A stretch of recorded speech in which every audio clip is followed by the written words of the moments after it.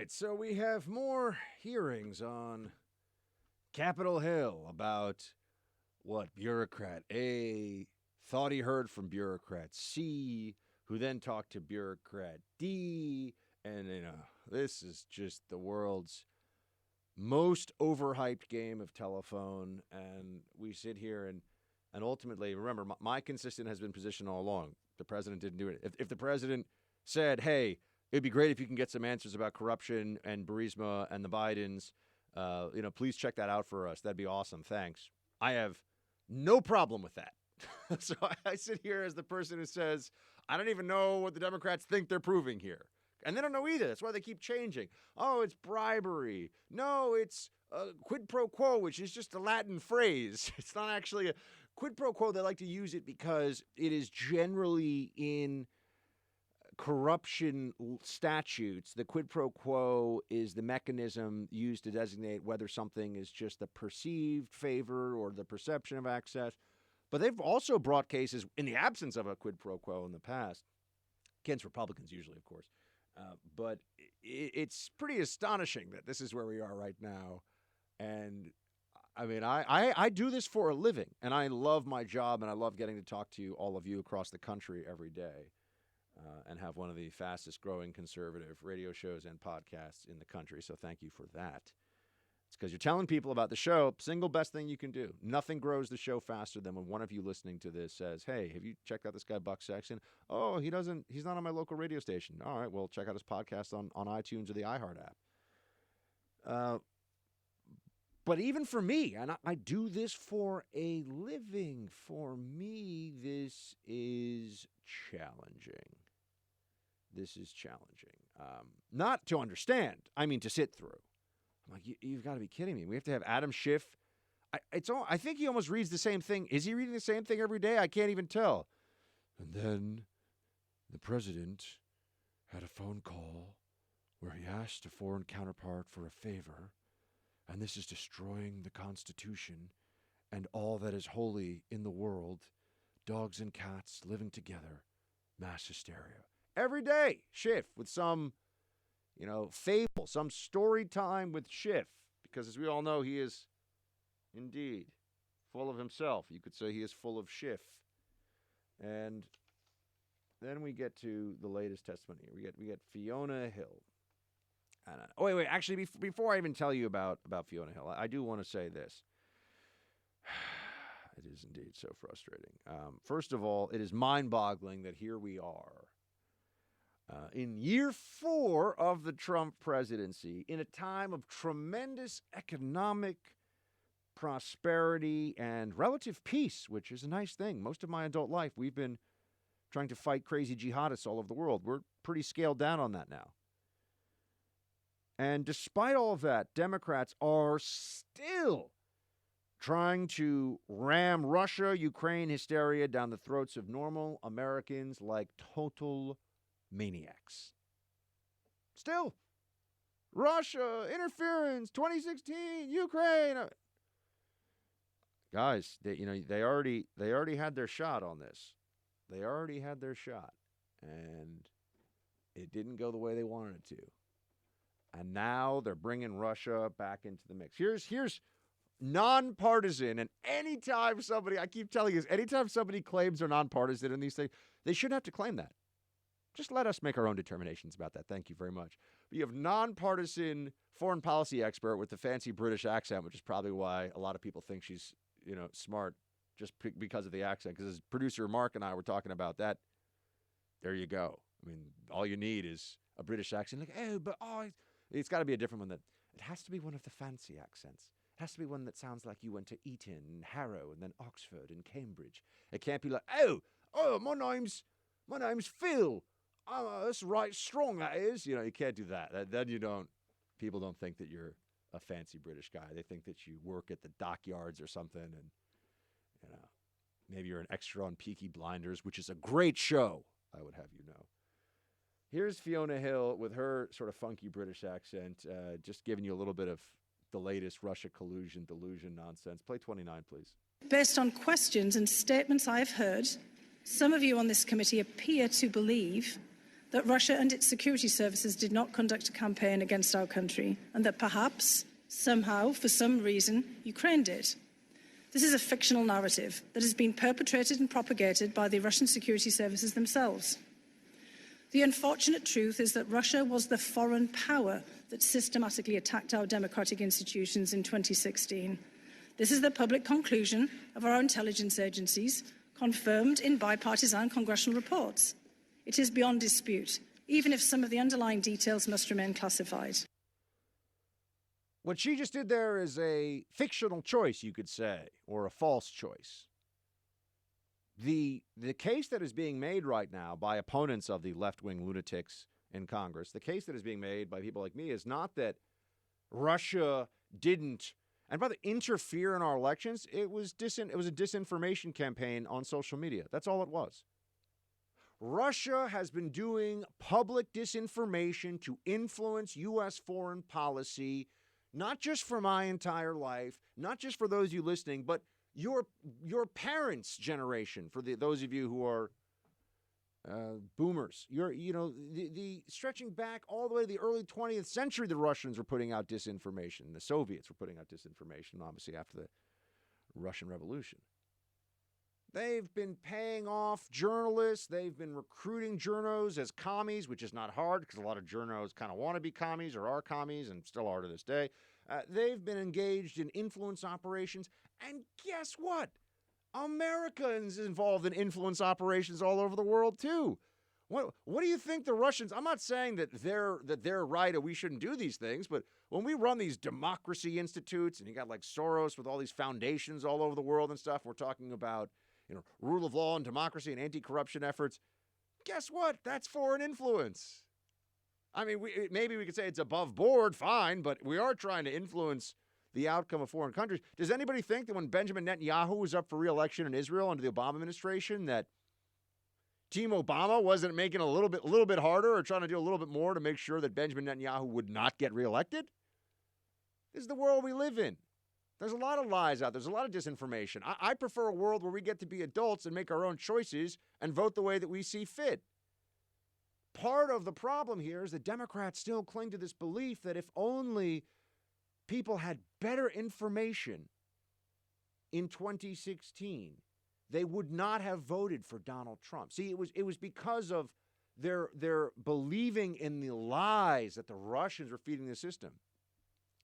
A lot of what the Russians were doing was just trying to magnify. Oh, and another thing is, she said this, and this is correct to her credit, that the story the Democrats always tell is that they wanted to undermine our democracy by supporting Trump. Because that's actually not really true. The Russians just were trying to engage in a campaign, predominantly engage in a campaign of messing with our stuff to make it seem like our system was shaky and, it was all kind of, essentially as a mockery, make a joke of it. Well, so whoever won, it would be like, well, I mean, this person, that person, who knows, right? It's all based on what people are posting on Facebook anyway. Another problem with this is you have the vast exaggeration. I mean, here we are, again, talking about Russian influence in the election, going into the 2020 election. We're still having to talk about this. Democrats are obsessed. The vast exaggeration of how effective this campaign would be. I work in politics or political commentary. I'm on Facebook and Twitter and these different platforms. Instagram, by the way, follow me at Buck Sexton. I'm on these different platforms every day, and it was all throughout the election. I saw zero Russian disinformation, and if I had, I'm seeing hundreds and hundreds of posts all day long. So the one "lock her up" post that the Russian Internet Research Agency or whatever put on Facebook. Oh, now I saw that "lock her up" thing. So now I guess we gotta vote against Hillary. What? This is what they're saying to you. Oh, because WikiLeaks released email. The WikiLeaks release was about Hillary and Bernie. We already knew that the DNC was in the tank for everybody knew that. It was nothing. This just didn't change a thing. But, they can pretend that it does. But this is like what I say to you. I mean, imagine if the media decided, and they could do this, Every national election, there's fraud. I mean, just go back and look. That's a true statement. They always say there's no such thing as election fraud. And then it's like, oh, here's somebody going to prison for it. So explain that to me. But in every election, there's fraud. There's some malfeasance that takes place. Maybe we're talking about, accidental fraud, or, whether it's intentional or a systematic campaign or just a one-off. We could have the entirety of the American media therefore say that that any election is illegitimate because there was fraud. There was fraud, and because we know that a couple of votes were cast that shouldn't have been out of 130 million or so, or 125 million, whatever it is, because, we know that, then we know that perhaps there's a lot more. So every election then becomes suspect. Well, no, that's stupid. You say, well, look, I mean, it's not perfect, but it's getting us as close as it can. I mean, the system is never going to be perfect. Russia did not cause Hillary Clinton to avoid Wisconsin and to think she was going to win states she had no chance of winning, and to be a horrible candidate, by the way, who's corrupt and who's a criminal. They keep calling Trump a criminal. They can't figure out what the crime is that he's committed. Hillary Clinton violated the Espionage Act and intentionally tried to evade government records requests as a senior government employee. Hillary Clinton's a criminal. I mean, the second part is more of a regulatory or regulation violation, but I mean, she should never hold a clearance the rest of her life. We're going to have somebody who should never hold a clearance the rest of her life as president of the United States? Really? That's the honorable, ethical, responsible Democrats that are lecturing us even today about Russia. It would have been so much better if we had voted for Hillary Clinton. This is why I just end up looking at them like, you guys are a joke. I mean, this is absurd. You can't really mean this. What happened? We know what happened, Hillary. We know what happened. The false choice, though, here is that back to Fiona Hill and her testimony, which was pretty boring, all things considered. The choice that she gives us is that either Russia or Ukraine intervened in the election. And so if you believe that there was any Ukrainian attempt to influence, interfere in the election, you're buying into propaganda. Okay, I read to you public statements on the record everybody knows about from Ukrainian officials condemning Trump because they were so worried he was going to be pro-Russian, which, of course, came in part from his statements trolling the media a little bit, but also there was this narrative among Democrats and their media allies that Trump was going to be a Russian puppet. He was going to be Putin's stooge. And so Ukrainian government officials were coming out publicly, this is all on the record, saying, Trump is really bad on this. A bigger threat than terrorism, the Interior Minister said.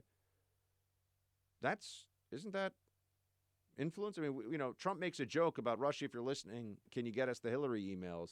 And people act like that was treason. They've said it was treason. I mean, I'm not exaggerating that either.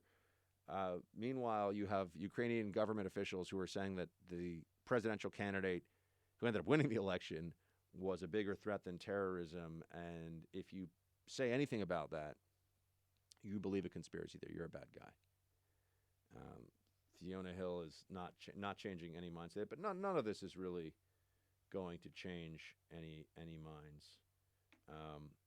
And don't ever forget that they're going to, any effort to fight against the Kafka-esque trial here is further evidence that you should be condemned by that kangaroo court. Here's Adam Schiff letting everybody know yesterday that if you don't do exactly what we say, then your refusal to do what we say in this sham political proceeding that we pretend is kind of legal is further evidence that you are guilty. Play 13, please. 15, sorry. We can see why Secretary Pompeo and President Trump have made such a concerted and across-the-board effort to obstruct this investigation and this impeachment inquiry. And I will just say this, they do so at their own peril. I remind the President that Article 3 of the impeachment articles drafted against President Nixon was his refusal to obey the subpoenas of Congress. Really wants to start a co-equal branch of government war, doesn't he? You're going to subpoena the President of the United States? Going to subpoena his top advisors, say that they have to answer questions that go to executive privilege? The Democrats are completely bastardizing this process. I mean, they have made this whole thing so polluted with partisanship that I don't think the Congress, the FBI, you can't look at it the same way after the Comey, McCabe, Strzok, Page debacle. FBI is in bad shape. Department of Justice and its impartiality. Remember, Loretta Lynch didn't recuse herself from the Hillary emails after accidentally meeting with Bill Clinton on a tarmac. Their private jets just happened to have a meeting where they left their security details behind. Yeah. Oh, I guess we're all just so stupid. We can't figure out that maybe that wasn't an accident. Oh yeah, we're a bunch of morons. Didn't recuse herself from that. I mean, the DOJ looks like a joke. The only problem with these jokes the Democrats are playing is they're not funny. It's actually really damaging to the country over the long term. But they don't care. Schiff doesn't care. I keep coming back to this, and I don't mean to be petty. Does anyone believe or even like Congressman Schiff? He just seems like the most disreputable, scheming, underhanded character in the entire United States Congress.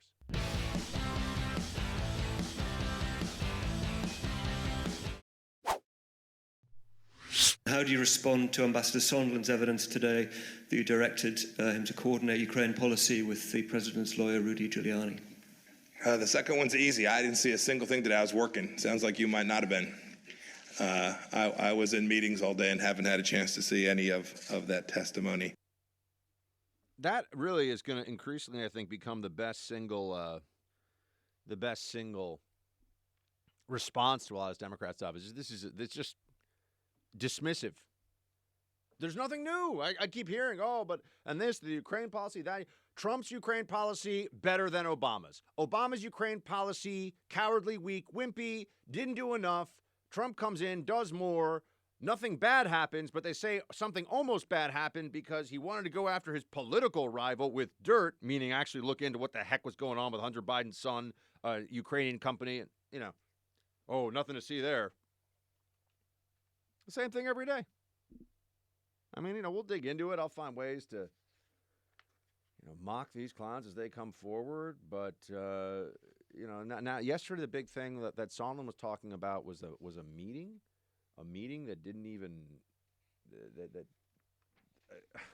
a meeting with the president. That's what it's just ridiculous. I sit here and I go, we're not even looking at the same stuff anymore. I mean, we sat through. Because, okay, let's see, maybe they'll find something that, none of us know about in the Russia collusion thing. No, they didn't. It was all a sham. And now they just want us to sit here quietly again for sham 2.0?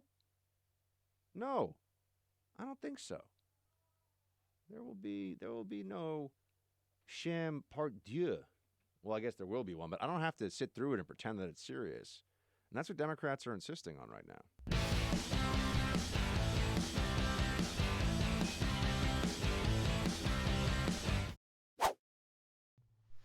All right, so Ann Coulter asked me when I saw her last time in Nashville, said, can you come out? It'll be great. She asked me and a few other people, we were all hanging out, to go to her speech in Berkeley, and I forgot about it. I don't think I could have gotten out there. It's kind of a long way to go for a speech. But it would have been fun to be there because Ann Coulter has been triggering libs with the best of them for a long time now. The libs... They hate Ann Coulter in a way that she should wear as a badge of honor. I think she does. But she spoke at UC Berkely last night.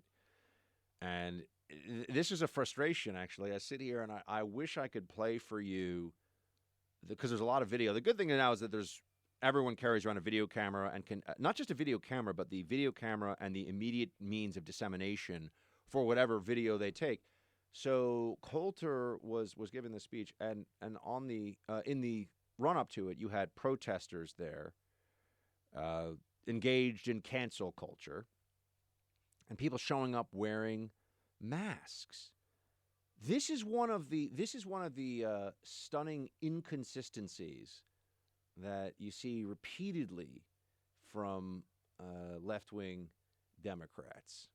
That they think that they're the ones standing up for freedom and democracy and fighting fascism. Antifa, the anti-fascists, they call themselves. And they show up dressed like thugs in battle gear covering their faces. Who are the fascists? The people that show up wearing all black, covering their faces with weapons, threatening people, or the people that are invited to share their political thoughts at a place that is supposed to be about the exchange of ideas, i.e. a university campus? Who are the fascists, I ask? These libs have neither educations worthy of the name nor any sense of irony. But this is what ended up happening.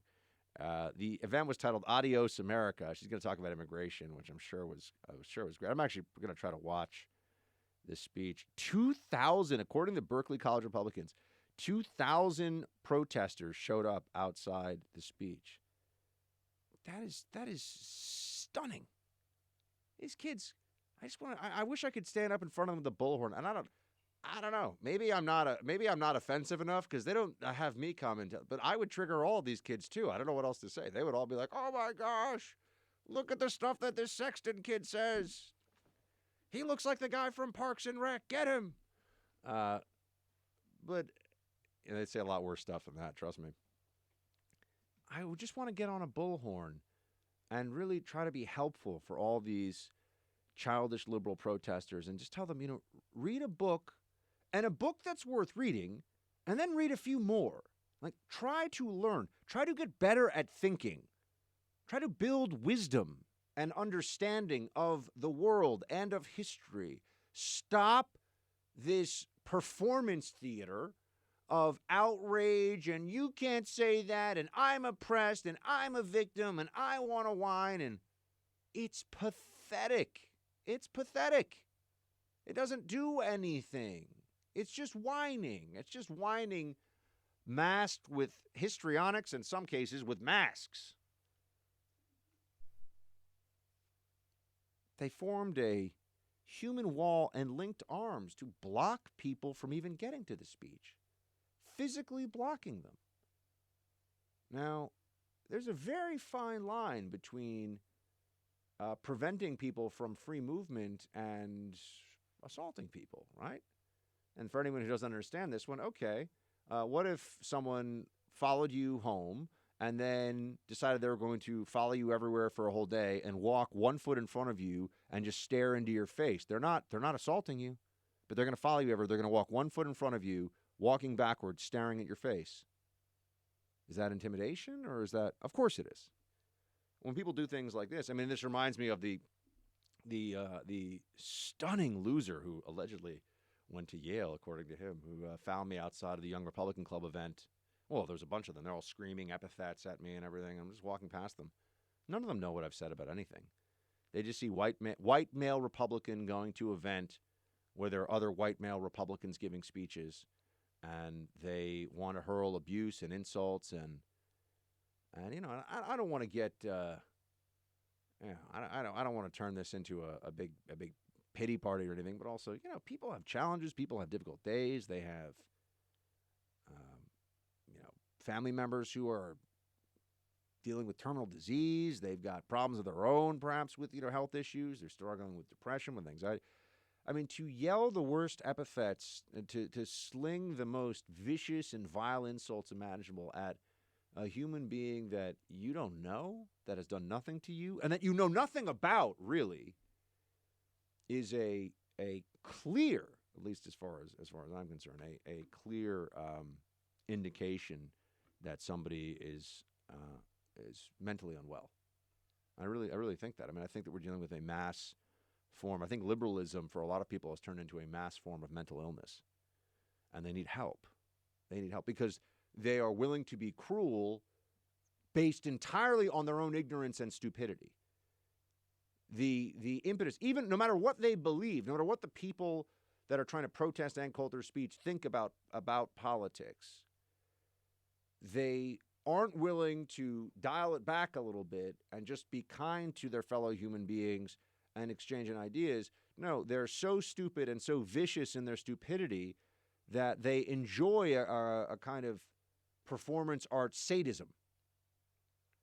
Yelling the nastiest things they can at somebody, calling people losers, saying get out of, calling people white nationalists and calling people racist, and just the worst stuff, Why not just call them, a murderer and a pedophile too? I mean, just yell the worst things that they can.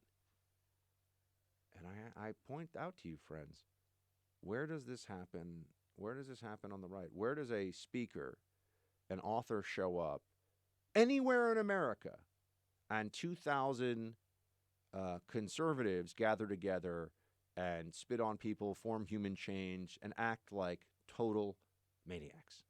This is a liberal problem.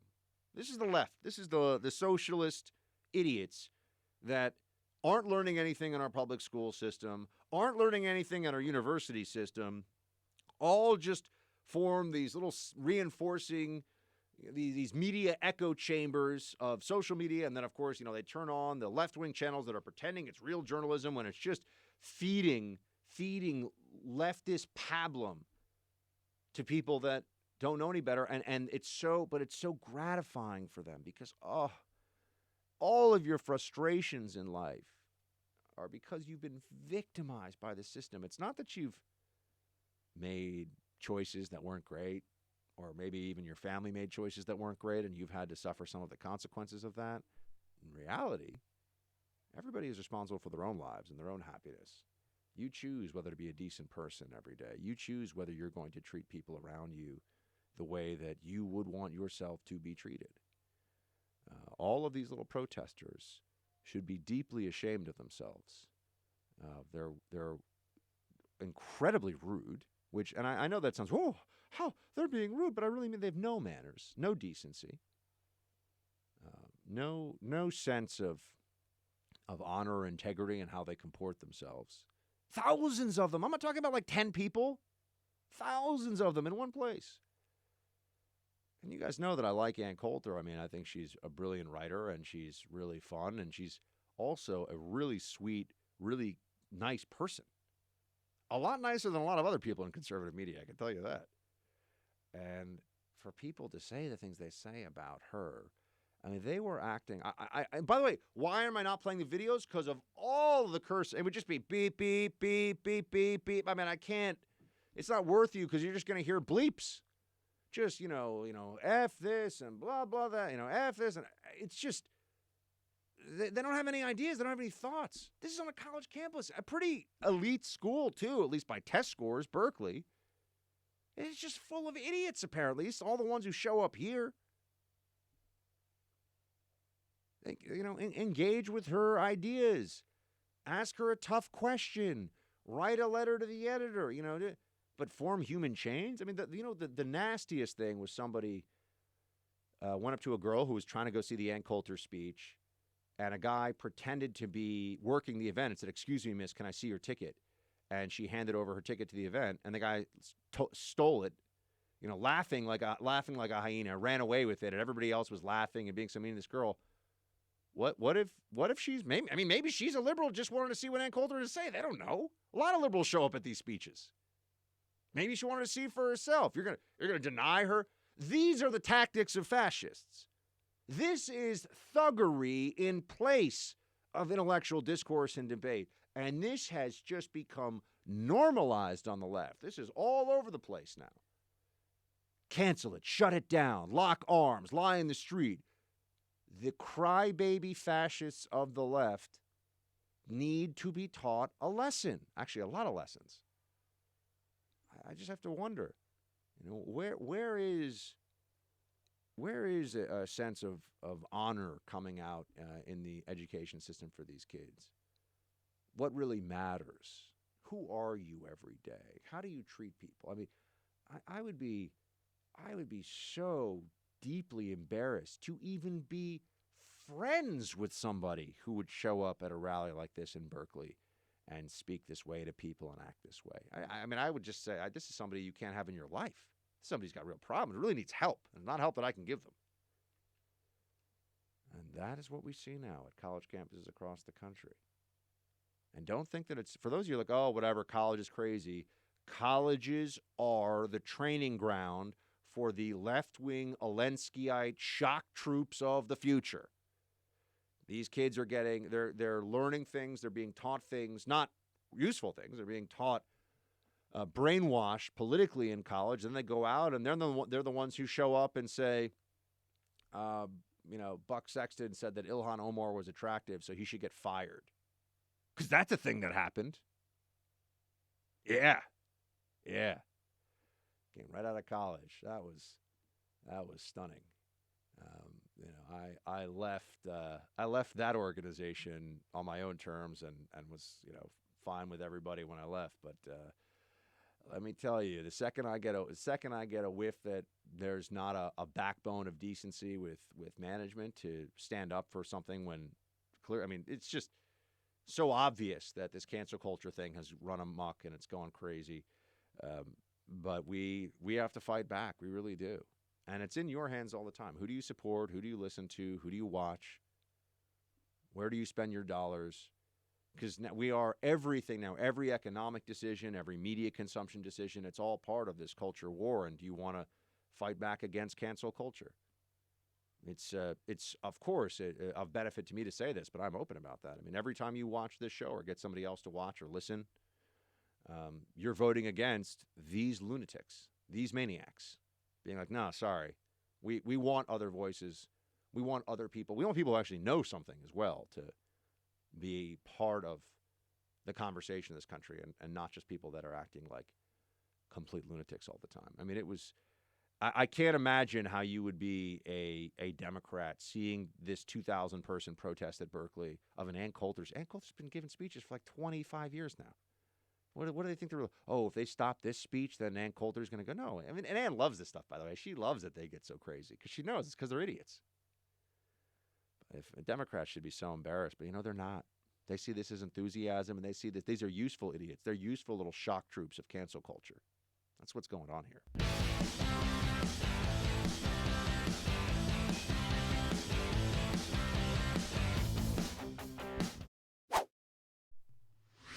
I guess I'm going to have to go to one of these colleges at some point soon and give a speech and see how riled up all the kids will get.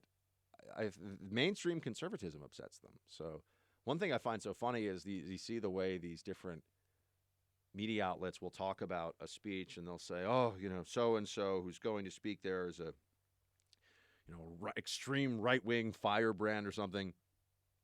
No, really just standard conservatism will drive these kids completely insane.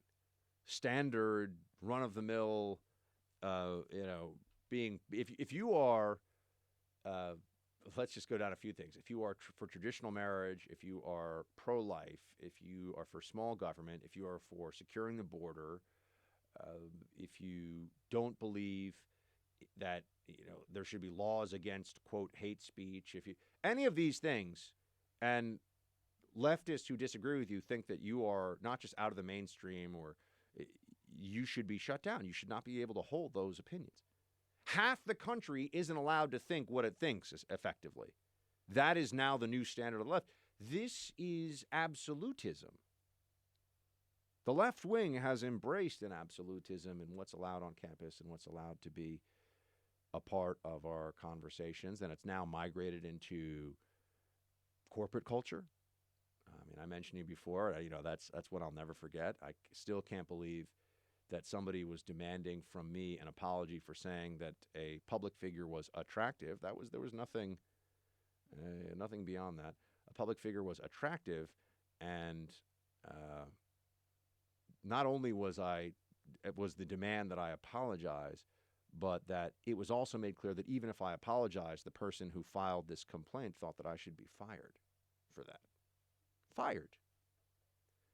These people are vicious little sadists on the left. I mean, I'm fine and, don't have a wife and kids and I had other jobs and everything I would have walked that off pretty quickly. But what a stunningly evil, totalitarian position people who think that they're good human beings are willing to take because of offenses against wokeness. All of a sudden, human suffering, all of a sudden, the sense of common struggle that we all just have as people trying to get through our day, none of that matters. You show up, you scream in the face of a young girl who just wants to go to a speech at a college campus, you take her ticket, you mock her, you yell at her. This is mainstream leftism today. They don't denounce it, they don't deny it, they don't have a problem with it.